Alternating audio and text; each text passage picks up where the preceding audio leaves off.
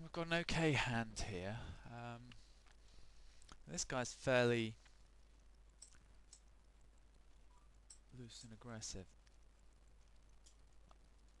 I'm going to prefer to actually play this with a 3-bet rather than just call, because we're just going to miss too often, but we do actually have a pretty good hand.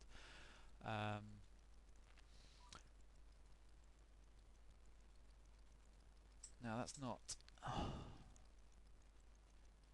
bad flop, but I don't really want to bet and call here.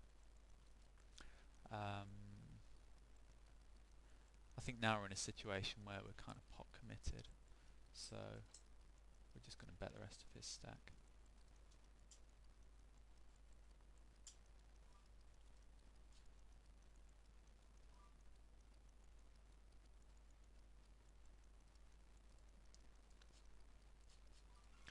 And the result was good there. We got in a fairly marginal spot, but it does show you the value of following through when you feel like you might have the best hand. I mean, there it's very easy for him to be on the draw.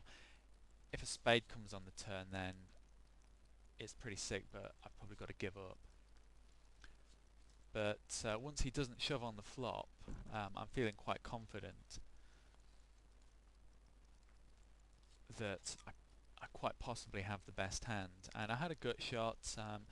If he'd made queens and jacks, then I still had a few outs.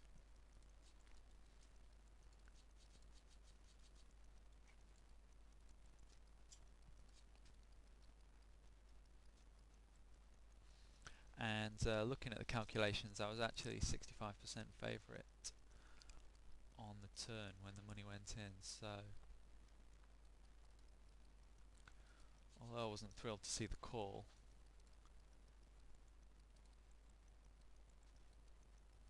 it does show you the value of following through in a marginal situation.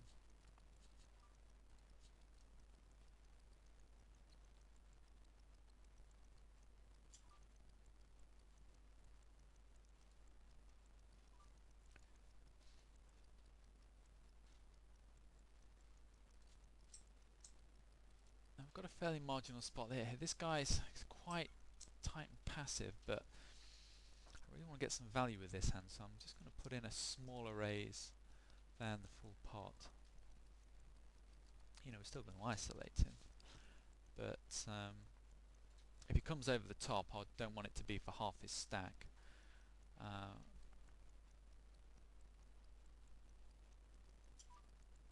want it to be a much smaller bet like this. I've got to call $3.90 now.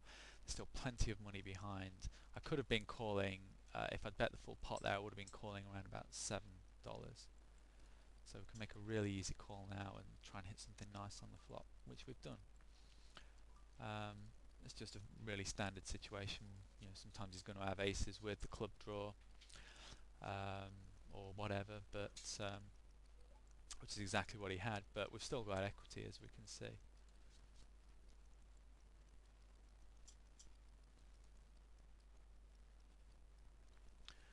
And we were 33% on the flop, and that's pretty much the price that we were getting laid to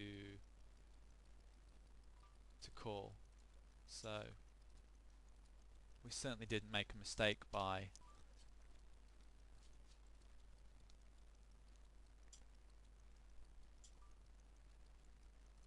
getting our money in there, because the pot was laying us the exact price we needed to win. Now we've got a really good situation here. Sometimes I'll raise these kind of marginal high pair with ace flush draw hands, but sometimes they are very nutty. As you can see, we are always going to be drawing to the nuts. We've got an overpair, so we can just go ahead, and we've got position as well, more importantly. Let's just bet the pot and see what happens. We're not deep against anyone. They're sort of 50-60 big blinds max. We've almost certainly got the best hand here. I'm not quite so confident now, but if he shoves, I'm not folding, considering his stack size. So let's just put him in for the rest of his money, because he can still call with a draw. We can still draw out. and it looks like we had the best of it on the turn, and he got lucky, which is all we're really interested in when we put our money in anyway. Looking at the odds, yeah, I was 65% on the turn, so we got ourselves in a good situation and got unlucky, which all you can ever do is obviously get yourself in the good situation, and doesn't really matter how the cards come down, you play it well and eventually you'll profit.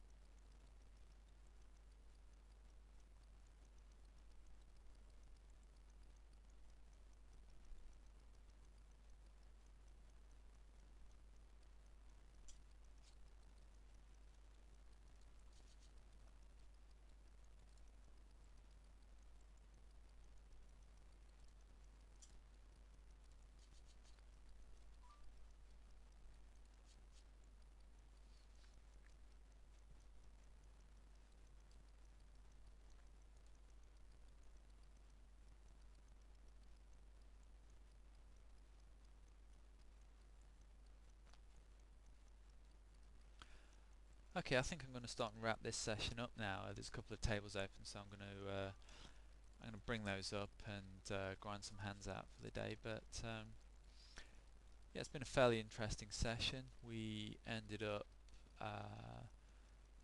$51 up. We actually ran about $25 above EV, but we still made $25 in EV, which is a good win rate over 250 hands. We'll certainly take that. So yeah, I hope you found some of this interesting, and I'll see you soon.